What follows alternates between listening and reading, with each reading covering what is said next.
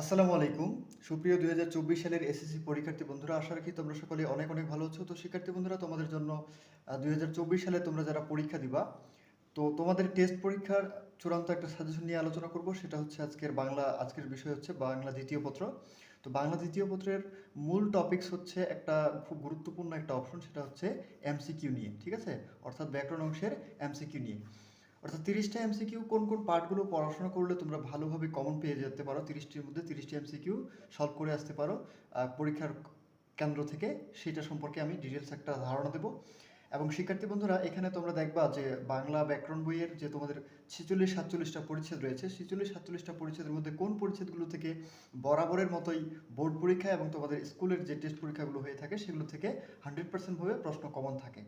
তো সেইটা নিয়ে আলোচনা করব। তো শিক্ষার্থী বন্ধুরা, তার আগে আরও একটি ছোট্ট কথা বলে রাখি যে আমি 2023 সালের যে সাজেশনটি আপলোড করেছিলাম, ইতোমধ্যে 2 তারিখে, আজকে মে মাসের 2 তারিখে পরীক্ষা হয়ে গেল।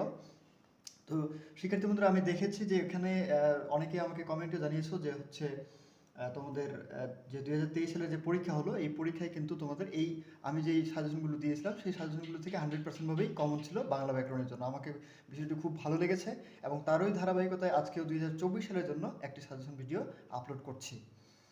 তো শিক্ষার্থী বন্ধুরা, প্রথমে যে বিষয়টা হচ্ছে আমরা পরিচ্ছেদগুলো নিয়ে আলোচনা করে নিব, সেটা হচ্ছে 1 নম্বর পরিচ্ছেদ ভাষা ও বাংলা ভাষা। এই পার্টটি তোমাদের 2023 সালের ছিল না। তোমরা যারা পরীক্ষা দিবা 2024 সালে, তোমাদের জন্য খুব ইম্পর্ট্যান্ট একটা পার্ট, ঠিক আছে? এখান থেকে 100% ভাবে প্রশ্ন তোমরা কমন পেয়ে যাবা। তো অবশ্যই তোমরা এই পার্টগুলো ভালো করে পড়বা। আর আরেকটা ব্যাপার যে হচ্ছে, তোমরা এই ভিডিওটি দেখার সাথে সাথে তোমাদের বাংলা টেক্সট বুকটি সাথে নিয়ে নাও এবং একটি কলম নিয়ে নাও এবং পরিচ্ছেদগুলো খুব সুন্দরভাবে দাগিয়ে রাখো, মানে 99% দিয়ে, অর্থাৎ এইগুলো থেকে 99% ভাবেই প্রশ্ন হয়ে থাকবে।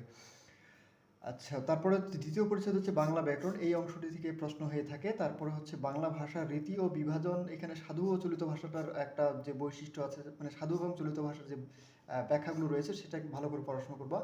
আর এই যে বাকযন্ত্র অধ্যায় পরিচ্ছেদটা, অর্থাৎ চতুর্থ নম্বর পরিচ্ছেদ হচ্ছে বাকযন্ত্র। এখান থেকে 100% ভাবে প্রশ্ন হয়ে থাকবে। এবং 5 নম্বর পরিচ্ছেদ হচ্ছে ধ্বনি ও বর্ণ। তারপরে হচ্ছে স্বরধ্বনি। তারপরে যেটা রয়েছে হচ্ছে ব্যঞ্জনধ্বনি। তারপরে হচ্ছে যেটা বর্ণের উচ্চারণটা অতটা বেশি গুরুত্বপূর্ণ নয়, তবুও দাগায় নিতে পারো। তারপরে হচ্ছে 10 নম্বর পরিচ্ছেদ উপসর্গ দিয়ে শব্দ গঠন। এইখান থেকে 100% ভাবে প্রশ্ন হবে, ঠিক আছে? তারপরে হচ্ছে প্রত্যয় দিয়ে শব্দ গঠন, প্রত্যয় দিয়ে।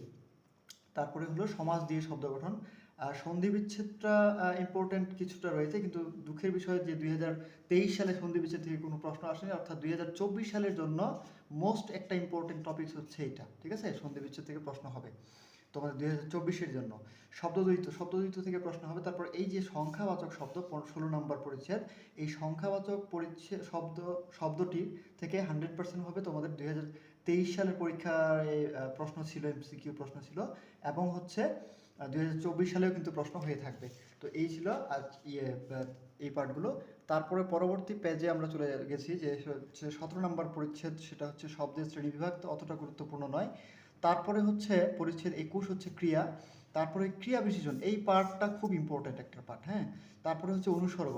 এই ক্রিয়া বিশেষণ থেকে কিন্তু 2023 সালের পরীক্ষায় প্রশ্ন ছিল, অনুসর্গ থেকে প্রশ্ন ছিল।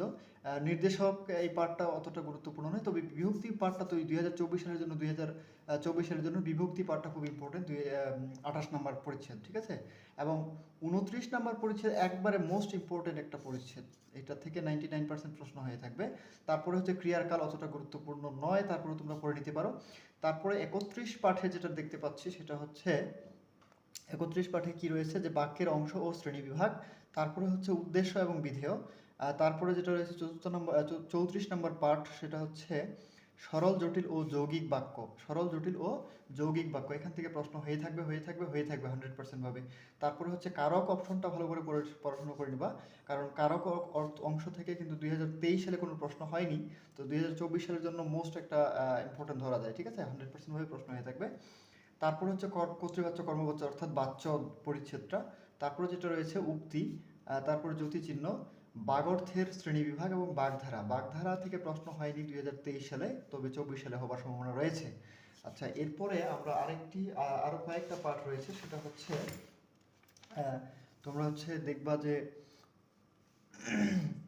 পরিচ্ছেদ নাম্বার 41 প্রতিশব্দ এবং বিপরীত শব্দ। প্রতিশব্দ থেকে প্রশ্ন ছিল 2023 সালে এবং এটা তোমাদের 2024 সালের জন্য ইম্পর্টেন্ট এবং হচ্ছে 2024 সালে আরেকটা ইম্পর্টেন্ট হচ্ছে বিপরীত শব্দ এবং শব্দজোড়। শব্দজোড় থেকে কোনো প্রশ্ন হয়নি 2023 সালে, তো 24 সালে হবার চান্স রয়েছে অনেক বেশি। ঠিক আছে শিক্ষার্থী বন্ধুরা, আজকের এই ভিডিওটি আমাদের এই পর্যন্তই রাখছি, অর্থাৎ ব্যাকরণ অংশ নিয়ে শুধু আলোচনা করলাম।